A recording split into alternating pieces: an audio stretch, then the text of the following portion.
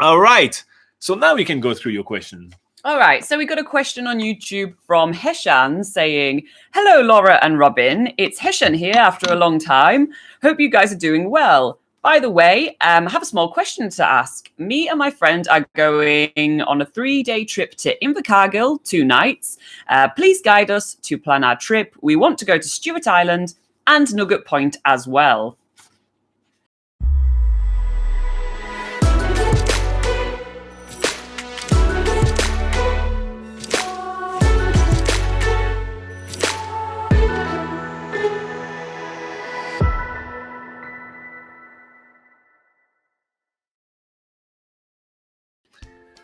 All right, Heshan. So I'm just going to get diving right into it. So before we are giving you our favorite things to do in Invercargill, for you to have the best weekend ever, I just want to address the fact that you want to go to and to the Catlins at the same time that you're going to Invercargill.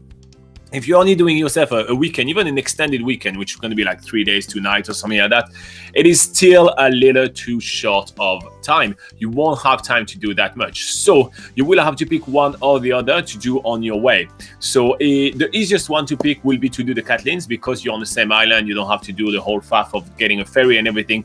And you could do yourself a little bit of a drive through the Catlins and then loop back to get to finish in Invercargill, where you'll be able to have the time of your life. So now in the Catlins, there are fantastic things to do. Obviously, there is Nugget Point, which is this beautiful lighthouse with those nugget rocks in the horizon. It looks absolutely fantastic, and that's why you mentioned it. There is also Curio Bay, which is absolutely amazing. You may get lucky and see some wonderful wildlife, such as yellow-eyed penguins, but you're also going to see some amazing natural formations, such as like fossilized forest and all that. There is McLean Falls. McLean Falls, I almost say it wrong. There is McLean Falls, which is super picturesque, and it's kind of waterfall that it's multiple tiers, so you can climb around and have pictures of yourself, right in the middle of the waterfall. It looks amazing, and you won't even get wet doing that. That is a plus. Unless you slip. Yes. There is also some fantastic sea lion, which are sometimes a bit grumpy at Way Papa Point. If you stay away from them, you will have some amazing viewings of them, either sleeping or kind of biting each other and being grumpy at each other. So the Catlins is a fantastic road trip to go there and to drive through when going to Invercargill. I don't think you will have the time to do both the Catlins and Stewart Island.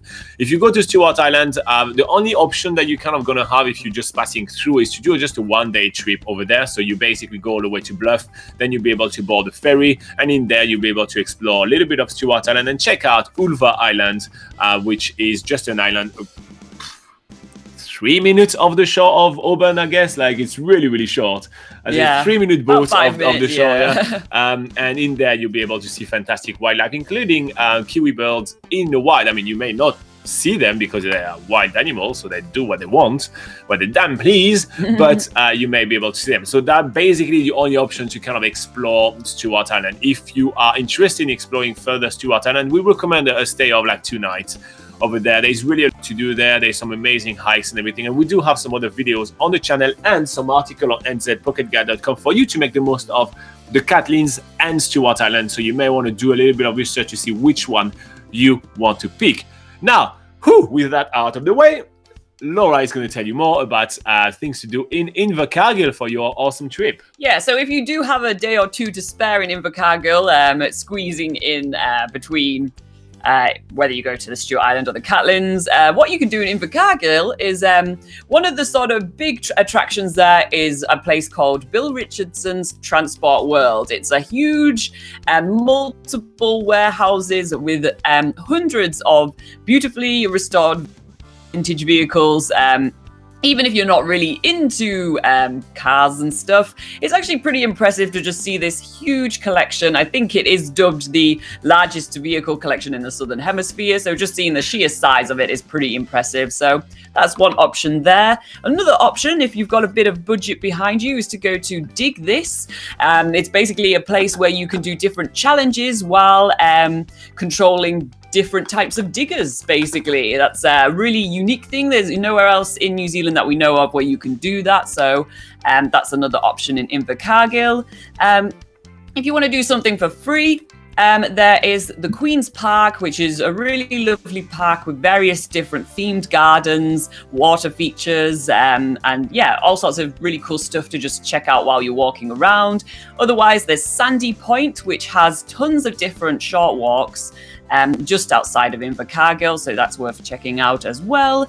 And then a couple of things, you can always go and check out, eat some bluff oysters, which is kind of a speciality of the bottom of the South Island, and also try some Southland sushi, otherwise known as I think it's just a cheese roll, otherwise known as a cheese roll. I think it's just a cheese roll. But yeah, they're kind of a thing that basically the bottom of the South Island really are into, and it's something worth trying. We have video of us actually doing pretty much all of that on the channel. Laura, do you like the bluff oysters?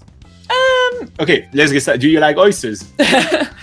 Not well, they're okay. I'd have one to try, but yeah, I wouldn't like gorge on a meal of them. The last time we had oysters, it was 8 a.m. in the morning because we were just trying to churn as many tools as possible with our stay. And it's 8 a.m. is too early for oysters. Definitely save that till the afternoon, I think, for bluff oyster eating. But so that's a quick list of things to do in Invercargill, and you can go on nzpocketguide.com.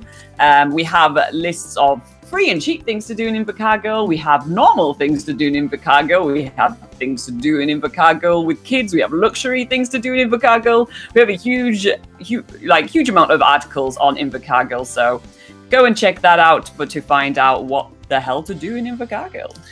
And we do have video, as mentioned, of most of those things that we mentioned in Invercargill. And if you did find this video useful, this one right here, make sure to hit the like button. It's a great free way for you to say thank you for all our hard work. And you can also join us in one of our live sessions. This is when this has been recorded. We do that at 8 a.m. on Sunday, New Zealand time, every single week. We just hang out with you guys like that on this couch. We read the live chat and we just answer questions about traveling in New Zealand. And this is where Eshen, which is the person that actually sent this question, actually started interacting with us. Now he's too good for the live chat. He's just going for pops in with a question now and then. All right. So and subscribe for more tips for traveling in New Zealand. And because YouTube tell me to get you guys to subscribe, because we only have 23,083 subscribers at the moment. But that is not enough, apparently, according to YouTube. We think it's plenty. We think that's a lot of people trusting us, but we think it's plenty. Anyway, let's go back to the live chat.